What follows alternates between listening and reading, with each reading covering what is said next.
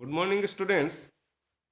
इस वीडियो में हम बीएससी पार्ट सेकंड के एक वास्तविक विश्लेषण के चैप्टर एक समान अभिसरण का अध्ययन करेंगे। तो एक समान अभिसरण के में सबसे पहले हम एक डेफिनेशन देते हैं कि बिंदु से अभिसरण या पॉइंट वाइज कन्वर्जेंस क्या होता है। उसके लिए हम तो इसके डेफिनेशन में क्या आएगा कि ये माने कि किसी भी समुच्चय S is subset of R पर परिभाषित वास्तविक मान फलनों का एक अनुक्रम एफ एन एक्स, ये समुच्चय एस पर फलन एफ एक्स को बिंदु से विस्तृत कहलाता है। कब कहलाएगा? यदि limit n tends to infinity f n x equal to f x हो for all x belongs to S. अर्थात अब limit n tends to infinity f n x equal to f x होने का क्या मतलब है? ये लिमिट की डेफिनेशन में ये अर्थात प्रत्येक एप्साइलन ग्रेटर देन जीरो व for all x belongs to S के लिए there exist n belongs to N such that mod f n x minus f x less than epsilon हो जाए for all n greater than or equals to n naught. यहाँ n naught का मान x और epsilon दोनों पर निर्भर करेगा। ये डेफिनेशन थी बिंदु से अभिसरण की। अब है एक समान अभिसरण या एक समान परिबद्ध अनुक्रम क्या है? पहले एक समान परिबद्ध अनुक्रम है कि एक समुच्चय ऐसे सबसेट ऑफ आर पर परिभाषित वास्तविक मान फलनों का अनुक्रम एफ एन एक्स, ये समुच्चय एस पर एक समान परिबद्ध अनुक्रम कहलाएगा। कब कहलाएगा? यदि for all x belongs to S के लिए एक धनात्मक वास्तविक संख्या कैपिटल एम ये इस तरीके से विद्यमान हो ताकि mod f n x less than m हो जाए for all n belongs to N. अब आता है एक समान अभिसरण क्या है? तो एक समान अभिसरण में कि समुच्चय ऐसे सबसेट ऑफ आर पर परिभाषित वास्तविक मान फलनों का एक अनुक्रम एफ एन एक्स, ये एफ एन एक्स क्या है? समुच्चय एस है जो कि वास्तविक संख्याओं का एक उपसमुच्चय है। इस एस पर परिभाषित वास्तविक मान फलनों का एक अनुक्रम एफ एन एक्स है। ये इस समुच्चय एस पर फलन एफ एक्स को एक समान अभिसृत कहलाएगा, एक समान अभिसारी कहलाएगा। कब कहलाएगा? यदि प्रत्येक एप्साइलन ग्रेटर देन जीरो के लिए एक N node in an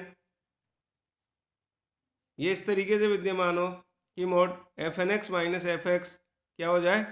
less than epsilon हो जाए for all n greater than और equals to n node and for all x belongs to S. अब यहाँ एन नोड का मान ये केवल एप्साइलन पर भी निर्भर करता है।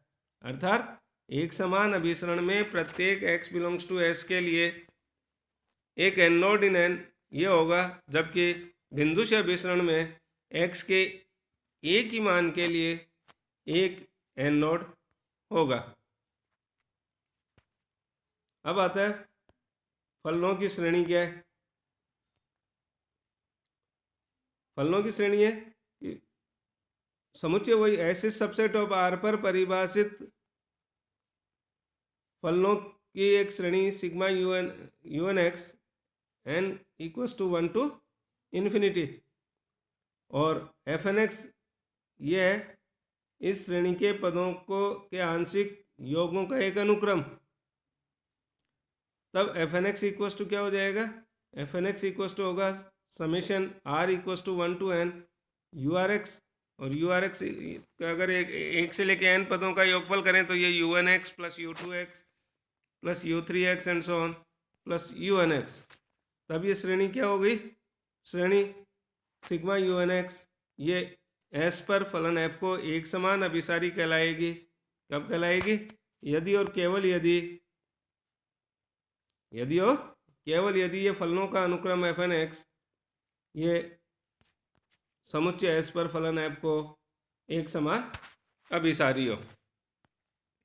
अब एक समान अभिसरण के लिए कॉची निकष या कॉशीज क्राइटेरियन क्या है या कॉशीज क्राइटेरिया क्या है फॉर यूनिफॉर्म कन्वर्जेंस का? तो उसके लिए एक थ्योरम है कि किसी भी समुच्चय ई पर परिभाषित फलनों का अनुक्रम एफ एन एक्स, यह समुच्चय ई पर एक समान अभिसारी या एक समान अभिसारी होगा यदि और केवल यदि प्रत्येक एप्साइलन ग्रेटर देन जीरो के लिए एक एन नोड इन एन, इसका अस्तित्व इस प्रकार हो कि जब भी n greater than or equals to n naught और m greater than or equals to n naught हो, तो इसका मतलब है कि mod f m x minus f n x की वैल्यू लेस देन एप्साइलन हो for all x belongs to e.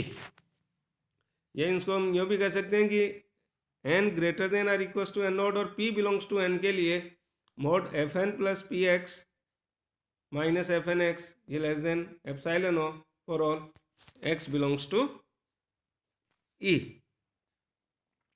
अब इसको प्रूव करें, तो प्रूफ के लिए पहले प्रतिबंध की आवश्यकता। तो प्रतिबंध की आवश्यकता में पहले हम ये मान लेते हैं कि समुच्चय ई पर परिभाषित फलनों का अनुक्रम एफ एन एक्स ये ई पर एक समान अभिसारी है, ये एक समान अभिसरण होता है। तब हमें क्या प्रूव करना है? तब हमें प्रूव करना है कि प्रत्येक एप्साइलन ग्रेटर देन जीरो के लिए एक एन नोड इन एन ये इस प्रकार से विद्यमान होगा ताकि n greater than or equals to n naught और m greater than or equals to n naught के लिए mod f n x minus f m x या mod f m x minus f n x इसकी value less than epsilon हो for all x belongs to e.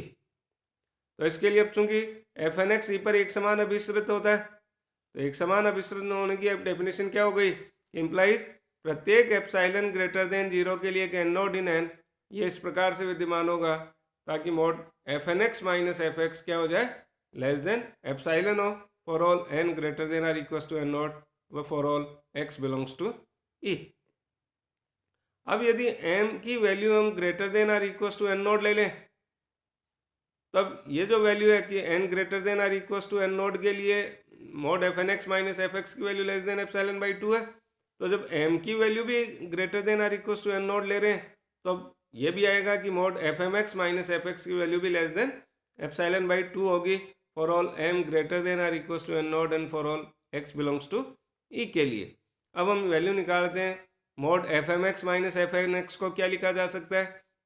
तो इसमें F x को minus कर दो और एफ एक्स को ही प्लस कर दो, तो ये mod f m x minus f n x को लिख सकते हैं mod f m x minus f x plus f x minus f n x.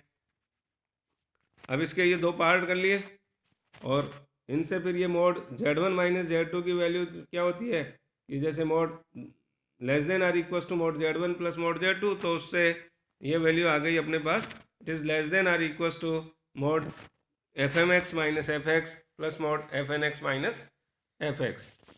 अब ये दोनों ही वैल्यू क्या है? ये दोनों ही value less than epsilon by 2 के है, इसलिए epsilon by 2 plus epsilon by 2 करेंगे तो mod f m x minus f x की वैल्यू क्या आ गई? Less than epsilon. इसका मतलब हमारे पास आ गया कि प्रत्येक एप्सिलॉन ग्रेटर देन जीरो के लिए अगर नोड इन एन ये इस प्रकार से विद्यमान है ताकि mod f m x minus f n x ये लेस देन एप्सिलॉन हो for all m and n greater than or equals to n node and for all x belongs to E. It means Cauchy का प्रतिबंध आवश्यक है। अब आता है प्रतिबंध की पर्याप्तता। तो प्रतिबंध की पर्याप्तता में अब हम ये मान लेते हैं कि ई पर परिभाषित वास्तविक मान फलनों का अनुक्रम एफ एन एक्स ये ई पर कॉची प्रतिबंध के अनुसार या कॉची प्रतिबंध को संतुष्ट करता है। अर्थात हम ये लेके चलें कि प्रत्येक एप्सिलॉन ग्रेटर देन जीरो के लिए एक एन नोड इन एन ये इस प्रकार से विद्यमान है ताकि mod f m x minus f n x की वैल्यू लेस देन एप्सिलॉन है for all m and n greater than or equals to n node and for all x belongs to e. अब चूंकि mod f n x Cauchy अनुक्रम है इसलिए mode f n x अभिसारी भी होगा, क्योंकि जो प्रत्येक कॉची अनुक्रम है वो परिबद्ध भी होता है। इसलिए limit n tends to infinity f n x ये विद्यमान होगा। ये मान लेते हैं कि limit n tends to infinity f n x की वैल्यू एफ एक्स के बराबर है। अब हम क्या सिद्ध करेंगे? अब हम यह सिद्ध करेंगे कि अनुक्रम एफ एन एक्स ई पर एक समान अभिसारी है। अब चूंकि mod f m x minus f n x की वैल्यू लेस देन एप्सिलॉन है for all m and n greater than or equal to n naught and for all x belongs to E, then this implies mod f n x, इसको क्या लिखा जा सकता है, mod f m x minus f n x less than epsilon का मतलब हो गया कि एफ एम एक्स की value greater than f n x minus epsilon और less than f n x plus epsilon होगी for all m and n greater than or equal to n naught and for all x belongs to e. अब अगर N को स्थिर मान लें और M tense to infinity लें तो यहाँ से हम इसको क्या लिख सकते हैं कि जब m टेंस टू इन्फिनिटी है तो एफ एम एक्स की वैल्यू क्या हो जाएगी, limit m tends to infinity f m x का मतलब हो गया एफ एक्स, तो ये आ जाएगा f x greater than f n x minus epsilon and less than f n x plus epsilon, क्योंकि n को कांस्टेंट लेके चल रहे हैं for all n greater than or equal to n naught and for all x belongs to e. अब इसका मतलब क्या हुआ, इसको हम यूँ लिख सकते हैं कि mod f x minus f n x less than epsilon हो गया for all n greater than or equal to n naught and for all x belongs to E.